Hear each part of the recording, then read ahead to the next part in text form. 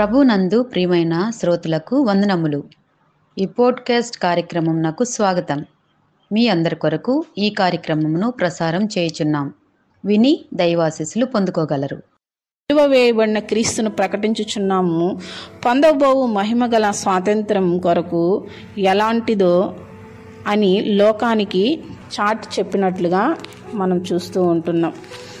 పౌలు గారు అంతా జీవితం అంతా కూడా భవిష్యత్ తరానికి ఒక రక్షణ కలుగచేయాలని ఆయన ఎంతగానో ప్రయాసపడిన వ్యక్తిగా మనం చూస్తూ ఉంటున్నాం. భవిష్యత్తు కోసం తన ప్రాణాన్నే పానార్పణముగా పోయపెడడానికి ఆయన ముందుకు వచ్చిన వ్యక్తిగా పౌలు గారిని మనము చూస్తూ ఉంటున్నాం. ఆత్మల కొరకు ఆత్మలను విశ్వాసంలో నడిపించడానికి పౌలు గారు ప్రసవ వేదన పొందినట్లుగా మనం చూస్తూ ఉంటున్నాం. భవిష్యత్తు కీర్తి కోసం ఆయన ఎంతగానో ప్రయాసపడిన వ్యక్తిగా మనం చూస్తూ ఉంటున్నాం. ఫిలిప్పీలకు రాసిన పత్రిక 1వ అధ్యాయం 21వ వచనం ప్రకారము ఆయన భవిష్యత్ కీర్తి కోసం నా మట్టుకైతే బ్రతుకుట క్రీస్తే, చావైతే మరీ లాభము అని సువార్త ప్రకటించే విషయంలో ఎంతగానో శ్రమపడినట్లుగా మనము చూస్తూ ఉన్నాం. సృష్టి ఎలాగూ ప్రసవ వేదన చెందుతుందో పౌలు గారు కూడా ఆత్మల కొరకు ఆత్మలను విశ్వాసంలో నడిపించాలని, ఆత్మల రక్షణ కొరకు వారి విశ్వాసంలో ఇంకనూ బలపడాలని ఎంతగానో శ్రమపడిన వ్యక్తిగా మనం చూస్తూ ఉన్నాం. యూదుల కొరకు, గ్రీకు దేశస్థుల కొరకు, రోమన్ కొరకు ఆయన సువార్త చెప్పినట్లుగా మనం చూస్తూ ఉంటున్నాం. పౌలు గారు దేవుని యొక్క ప్రత్యక్షత గురించి, దేవుని యొక్క రక్షణ ప్రణాళిక అనే విషయాలను ఆయన తన పత్రికల్లో అయితేనేమి ఎంతగానో ఆయన తెలియపరిచినట్లుగా మనం చూస్తూ ఉంటున్నాం.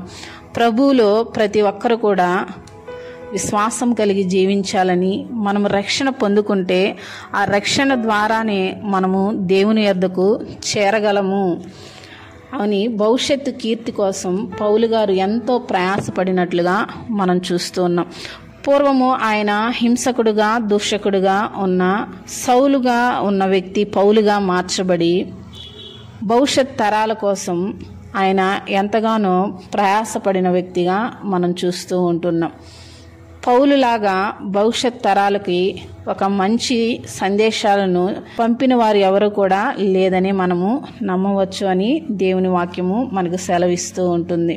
సువార్త ప్రకటించే విషయంలో కూడా ఆయన ఎంతగానో ప్రయాసపడినట్లుగా సువార్తే ప్రకటించుటే నా జీతము అని చెప్పగలిగినాడు అంటే దేవుని కొరకు ఎంతగా ప్రయాసపడ్డాడో మనం చూడగలము. అదేవిధంగా భవిష్యత్ తరాలను దేవుడిలో నడిపించాలని ఆయన ఎంతగా ప్రయాసపడ్డాడో మనం చూస్తూ ఉంటున్నాం.